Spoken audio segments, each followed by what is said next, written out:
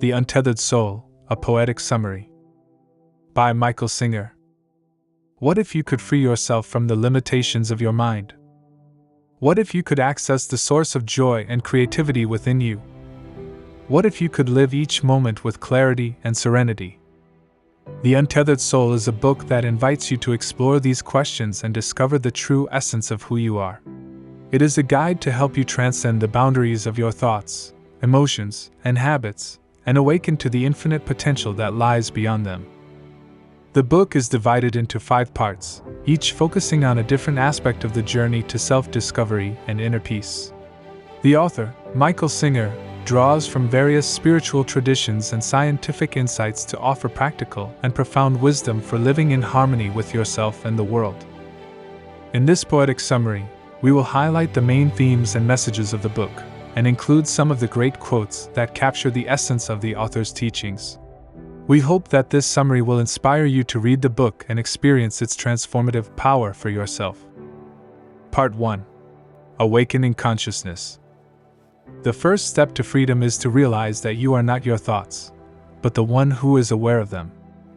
There is nothing more important to true growth than realizing that you are not the voice of the mind, you are the one who hears it.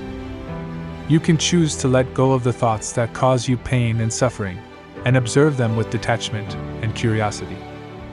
The only permanent solution to your problems is to go inside and let go of the part of you that seems to have so many problems with reality. You can also witness your emotions as energy that flows through you, and release them without getting attached or identified with them. You must be willing to sit in the witness seat and watch the melodrama of your inner energies. You must be willing to be quiet and look within. By becoming the witness of your inner experience, you can access a deeper level of awareness that is always present and peaceful. You will come to see that the only difference between spiritual and unspiritual life is that in spiritual life you are aware that you are witnessing everything. Part 2. Experiencing Energy. The second step to freedom is to realize that you are not your energy, but the one who is aware of it. You are not the energy, nor are you the thoughts. You are the one who is seeing it all. You can learn to open your heart and let the energy of life flow freely through you, without blocking it or holding on to it. The only reason you don't feel this energy all the time is because you block it. You block it by closing your heart, by closing your throat, by pulling your belly in, by judging, by criticizing, and by protecting. You can also tune into the subtle energy centers in your body, called chakras, and balance them to enhance your physical, mental, and emotional well-being. Each chakra represents a set of behavioral patterns that correspond to certain aspects of your personality. The higher the chakra, the more sophisticated the behavioral patterns.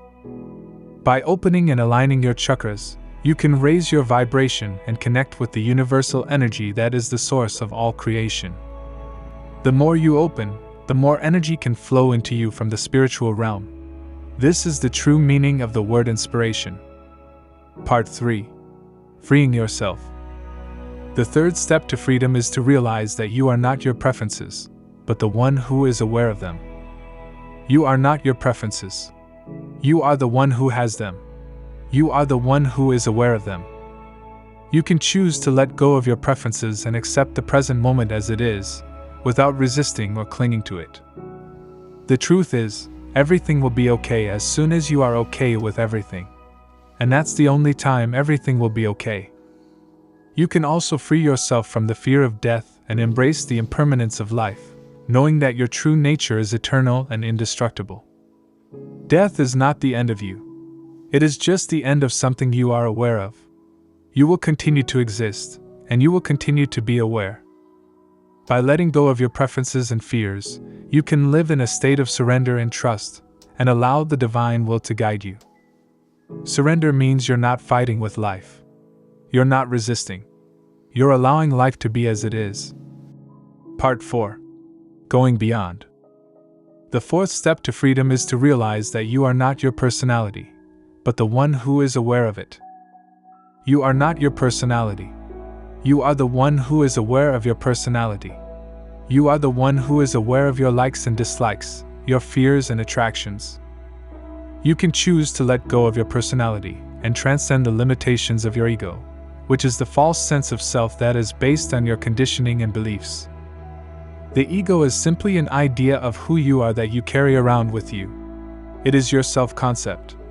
It is the mask that you wear in front of others.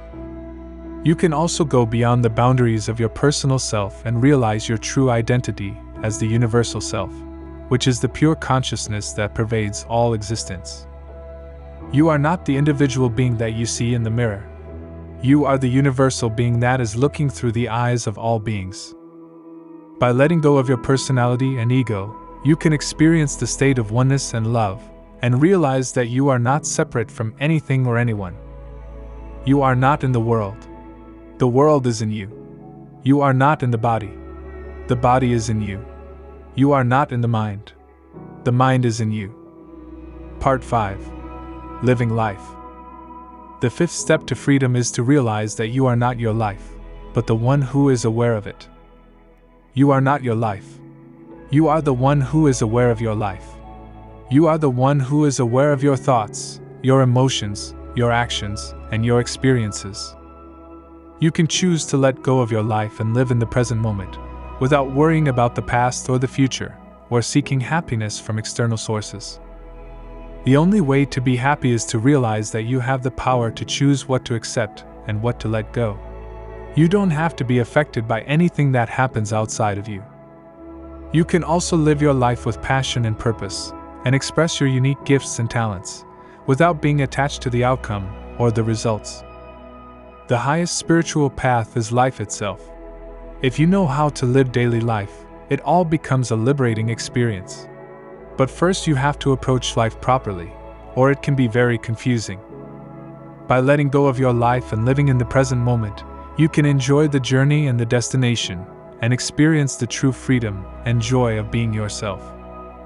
The only thing you really want from life is to feel enthusiasm, joy, and love. If you can feel that all the time, then who cares what happens outside?